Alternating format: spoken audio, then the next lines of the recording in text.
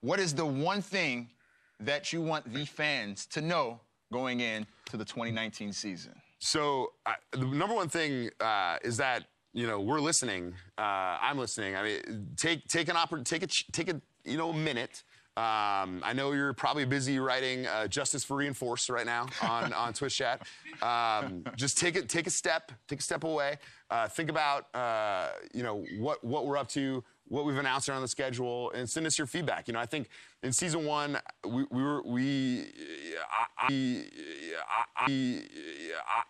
All right, Nate Nanzer, I'm just gonna stop you right there before you continue, because I have some actual criticism. Alright, and I'm not just your typical press gamer. As you can see from my Cam Newton Dab on Them Folk sweatshirt, my 2 copies of NFL Follies, and my ownership of every single 30 for 30 documentary ever made, along with my 6 step back jump shot, I am way more than that. In fact, I am probably the most important person you could listen to at this very moment. You are the ones that put the league in geographical locations, clearly to appeal to people outside of esports who've never watched it before, game people who just want to associate with their city, and that's cool. Honestly, when you were drafting up the league, your target demographic was probably someone exactly like me. I'm young, I play Overwatch, I've never watched esports before, but I watch traditional sports almost religiously. I'm pretty much the complete package. So, if you want to attract more people like me, the outsiders to all this esports crap, you gotta listen to what I gotta say, because I doubt my problems are unique to anyone. Austin throws it out. Oh, it's a backward pass. That's a live ball. It's a live ball. Go, yes, there he goes. Oh, wait a minute. He's saying it's an incomplete pass. There's no way that's incomplete. Absolutely not. That's a backwards pass by 5 yards. Absolutely not. In any performance, which is pretty much what a sport is, there are 2 active parties participating at all times: the performers and the audience. Broadcasters clearly operate in a gray area between performers and audience, but to me it has always been apparent that they have aligned themselves with more of the audience side of the spectrum. Broadcasters come from more of the same vein as a journalist and not a TV show host. They're not supposed to add anything to the performance, to make it seem something like they are a part of. They're merely there to act as a window to help you see something that you can't see firsthand. And the worst thing they could do is to add to it and make it seem like they're a part of the performance. When I first started watching the Overwatch League, it felt like to me this whole concept has been reversed. The broadcasters, the interviewers, the people at the desk all felt like an extension of the performance and not an extension of the audience. This is not saying that they're doing a bad job or even an average job, because most of the time I feel like they do a great job. Some of the most impressive calls I have heard and impressive casting of any sport has come from esports. It's just so complex, there's so much stuff going on, it's hard not to marvel at the job they do. The main problem I have is how they present the sport as a whole while doing their job, because to me it feels too inauthentic. I'll just give you guys some examples so you guys know what I'm talking about.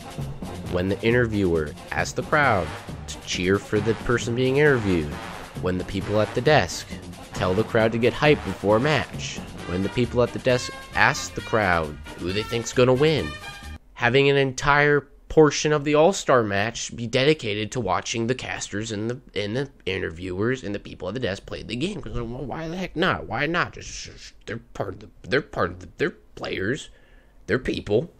Just let them play. When outsiders see people doing stuff like this, Y'all ready to get the day started? Yeah? Hey, are you guys ready to find out? it's very transparent what they're doing. They're there trying to create hype. And the moment they see that, they don't buy it at all. They don't see, they're like, wow, these people in the stands are really hyped because they're cheering right after being told to be hyped. They're sitting there thinking, wow, they're just cheering because they're told to cheer. And the moment they think that, the moment someone new to the sport thinks that, you lose them. Because there's nothing special about it. It just seems contrived and forced. It doesn't seem like people are actually excited about your game. So instead of sitting there trying to get people to cheer at everything, cheer when they're supposed to, just let it exist. Don't try to add stuff to it. There's a reason why shit like BattleBots on NBC failed, because nothing seems real. It all seems fake. And going around getting people to cheer, getting people to be hyped for no reason, it just makes it all worse. I understand why esports in general has this issue where broadcasters are both hype man and broadcasters at the same time. No esports team up until the Overwatch League next year has their own stadium, and that's usually where all the hype men are employed and where the experience is centralized. If you're watching a TV broadcast of a traditional sports game, you never hear the people hyping up the crowd, you never see the cheerleaders and any of that stuff. It's maybe partially, but that's never the central focus. But because in esports there is no team-based stadiums, all the hype has to come from the only people broadcasting the game, which are the people on Twitch. So I feel like just because the teams are going to have their own stadiums, you shouldn't wait until they do. You should just start getting in the habit of changing how the games are produced overall, getting the attitude of the broadcasters to change from being people who are part of the performance and people who are selling the game almost, to people who are more a part of the audience, and switching it back to what most traditional sports broadcasts are like. Because there's really no excuse to wait, because you're going to have to do it eventually. At least in my opinion, they're going to have to change what they're doing eventually. We're going to start slow, but we're always going to finish fast. No matter what the score was, we're going to finish hard, we're going to finish fast. Yeah, they had us the first half, I'm not going to lie.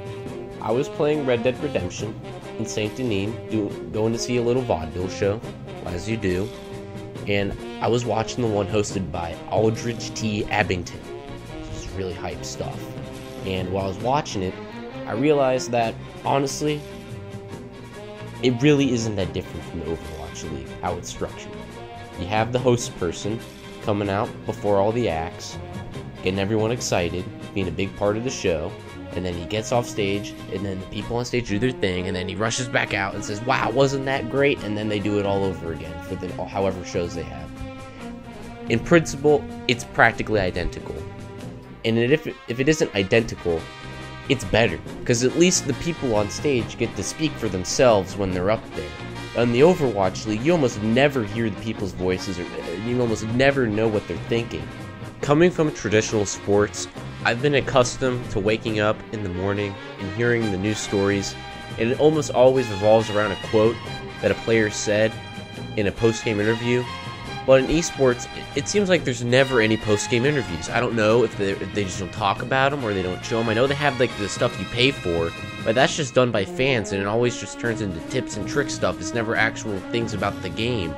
So I don't know why they don't do more press conference stuff, or at least advertise it more, show it more, because that's a big part of the sports news cycle. It's a big part of watching sports, is knowing what they're thinking and knowing what they're saying. And it's a big way that fans get invested into players, is that they hear what they have to say and they relate to their way of thinking, but they just never have that. I don't know. They interview them after the games for playoffs. That's usually always very shallow and never very enlightening. And they never interview the losing team, so and that's usually always the better interviews, is the teams that are losing. You get to know how they're going to change things or how they're going to react. You never get those, so they really need to, I don't know if they're not doing them or they're just not showing them, but I need to know about them. The fans need to know about these interviews if they're happening. Another thing you should be trying to add when you're showing the game, not just after the game, is that you have to make sure that you're showing a player's face at all times, in my opinion. Because in an esport, it's already hard enough to get connected to the human element because they're not physically in the competition. They're not a part of what you're rooting for, pretty much. They're controlling the game. They're not in the game. So you need to be showing their faces as much as possible, whoever you're spectating, because otherwise, people will forget that there's a person controlling it. They need to be reminded of the people in the game, because that's really, at the end of the day, what people attach themselves to in a sport is the human element. So they need to be reminded of it as much as possible. And Lastly, regarding the players, is that you need to be advertising the best people in your sport, not just the most appealing and the most marketable and well-spoken. You need to be marketing the people that are the best, because that's what every other sport does. Like, people aren't going to understand why Jake is in a T-Mobile commercial, and then he might not even start at all next year. I mean, it makes no sense. You need to be showing the people that are the best at your game, the people that impress people the most, because those are the people that are the most entertaining to watch, not the people that can give the best interview or talk on Good Morning America about the sport the best. They're the people that click the most heads. Those are the people we want to see. That's the entertainment value of the game. So that's the people we want to know about and want to be sold stuff with. Not Jake. Okay, that's basically what I'm saying. Stop it. He's not the face. He shouldn't be. He's not the best player. You want to go after an athlete, one of my athletes. You go after one that doesn't do the right thing. You don't downgrade him because he does everything right and may not play as well on Saturday, and you let us make that decision. That's why I don't read the newspaper, because it's garbage, and the editor that let it come out is garbage. I'm going to make this point pretty short and sweet. Put the coaches on the stage, just period. It doesn't make sense to hide them in a back room. Having a 30-year-old or person above 30 years old watching over these 18-year-olds on stage instantly legitimizes whatever they're doing. It makes it seem like there's more to the sport than just walking up there playing the game. Because pretty much that's the impression anyone gets when they just watch the game. Because there's no instruction, no coaching going on that they can see. So they just assume there's none. And going off the previous point about the players, interview the coaches more. Have their thoughts. That's pretty much a staple of any sport, is interviewing the coaches. I don't know why you aren't doing that. And more humans, more opinions, more voices. It'll be a massive improvement. I can pretty much guarantee it. It's going to end right here, right now. Yo, Desktop, how you been? What's new in Street? Been a little while. Valiant on the defense. I'm going to start this section off by saying that Overwatch is probably the hardest esport to convey that I know of, at least. To understand why a team is winning and why a team is losing and all the trends of the game must be shown at a macro level when you see all the players, all the movements, all the positioning, because that's how you know why a team fight went a certain way, how a team is getting an advantage before a fight starts. That's all seen at a macro level. No one perspective will ever let you know why someone was out of position or how a team was coordinated. It's all about seeing how all the players are working as a unit. And that can only be seen from a top-down perspective or different angles that show you everyone at the same time. But to understand the game and why it's impressive or why it's entertaining, and to see the actual player's skill, the game has to be seen at a micro level, not a macro level. There's very little that you can see in a third-person perspective that a player does that you're genuinely impressed by. Maybe Reinhardt plays, maybe a Dragon Blade, but really the most impressive things are seen through the first person's perspective, because that's how you see their input into the character directly, how they're moving the cursor, how they're doing crazy flicks, how Pine hits like 4 headshots in a row. That is most impressive from a first person perspective, but seeing that perspective sacrifices your understanding for the rest of the game, and pretty much showing this esport at all times you're trying to make trade-offs to best see the game and best understand it and be entertained at it all at the same time. And it's really unfortunate, but there are still so many ways you could be showing the game, showing the information on the screen that will better suit the esport overall and make it understandable for not just people who play the game, but for people who've never seen it before. And one of the things that I think you just need to change immediately is you cannot use the in-game UI. It is something that is not meant to be used as a viewer experience. I'll get into why right now. First of all, the main problem with the UI is that overall the font size is way too small. As a game, it's fine because you're going to be at a computer about a foot away, so everything's going to be easy to look at. But now the games are shown on television too, and probably the exposure to new people is going to be through television. if you're on a couch and about 10 feet away, all of these fonts, all the names, the map score, the time, especially the time. The time is way too small, along with the meter stuff, the cart numbers, the kill feed. They're way too small. The team names and the overall score, and maybe the map's not really that readable, but the team names and the overall score, those are the things that are actually readable easily from any distance. All the other stuff, I mean, it doesn't make sense why it's so small. The two main things that help you know how close a team is to winning and how close they are to losing are the time and their progress on the objective. Yet literally they are the smallest things on the screen at all times because they use the UI. The players' names are bigger, the alt charge is bigger, the player names on the kill feed are bigger, the emblems are bigger. These things in any traditional sports broadcast, especially time is the most relatable to other sports. If you're listening to a radio broadcast, they repeat time ad nauseum because that is what a fan wants to know the most, because that determines whether a team is going to win or lose.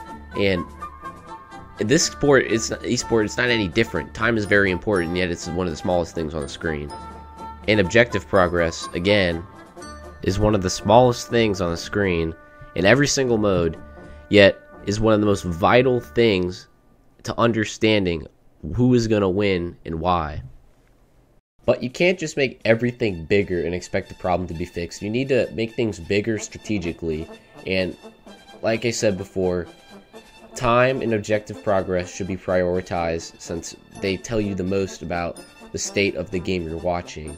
But along with that, I think the other things that should be prioritized are alt charge and the kill feed. If all those things are the biggest things on the screen, then I feel like people watching will have a much better time understanding what they're watching. Because right now, having the overall score and the map score being the main points of focus doesn't really make sense because they change so little, so they don't really need to be referenced that often. So having them in a very visible spot doesn't really help the viewer that much, and that's why having the UI isn't that helpful. Along with that though, when you're in a first-person perspective, literally all the stuff at the bottom of the screen, except for what's in the right corner, all the stuff is completely redundant because it's right up here. It's right up here. So this really should be cut out because when you're in first-person perspective, you have a whole maybe fifth of the screen dedicated to information that you already have, and that's honestly ridiculous. You could be putting so many other things. You could be putting a cam of who you're spectating. You could be putting you could use the extra negative space to fill in things like what the cooldowns are for every ability, because right now you don't know that at any point, and that should be something that should be a requirement for this game to see, is everyone's cooldowns. But right now all you know is alt charge. So that's just things to think about, is what do viewers need to know. And right now the UI does not prioritize the right things. It prioritizes taking up as little space as possible, which is good for playing the game, but for watching the game, it's not good because you don't really need things to be not cluttered, because you don't really need to be distracted. Everything you should be seeing should help you know what you're watching. True greatness, and really with this Valiant lineup, they haven't been lacking in the tank department. It's been that they needed their DPS to step up and make some star level performances. That's right. And as we take a look at this, well, Sureforce is gonna. It's very quiet on Dorado tonight. I guess It's very quiet on Dorado. You know, they actually have a curfew. I know in Dorado, so this is just silent fighting because they can't make a noise after 10 p.m. The NFL, the NBA, all major sports organizations pay top dollar to mic every inch of their field. The rims are mic'd. The goalposts are mic'd. The players are mic'd sometimes. The coaches are mic'd sometimes. Pretty much every inch of a football field is mic'd, all to make sure the viewer is as immersed in the action as they possibly can be. In esports, you don't have to spend a dime to have access to the sound of the game. Yet, when I watch the Overwatch League, it feels like the sound is hidden. It's always second stage to whatever the announcers are saying, which for the most part is fine, but I still want the sound to be able to rise above the announcers at times, to take center stage, because right now, there are times when you feel like you can't hear anything that's going on in the game. If you watch this clip, you probably see what I'm saying, because the whole time I can't hear anything. I can't hear any abilities. I can't hear any voice lines, nothing that will tell me what's going on simply from just watching the game. I have to be told everything because the game itself has been so diluted to a point you can't hear anything. Now, both Reinhardt's with the shatters. Nevic's down, Surefour with a big one early, swapped over to that Junkrat. Not expected by Shock, maybe. Grabs, goes down, there's a transcendence for both teams. Earth Shatters come through, don't accomplish a lot. No, never mind, I spoke too soon. Shock coming up big with that Earth Shatter, and Architect taking the advantage. Triple headshots coming out from this guy. Just picking him off as a lane prone, and that's going to be Shock. So yeah, that's all I have to say in this video. I had a lot of other stuff. Oh shit. I don't want that there.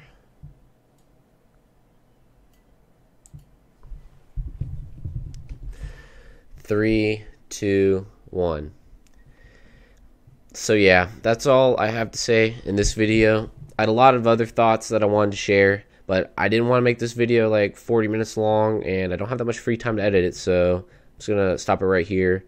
A lot of the stuff I'm leaving out mostly has been touched on by other community members, and I felt like that wasn't really the point of this video. It's mostly on stuff like adding a pick ban system, changing how punishments work and stuff like that, and not being so harsh.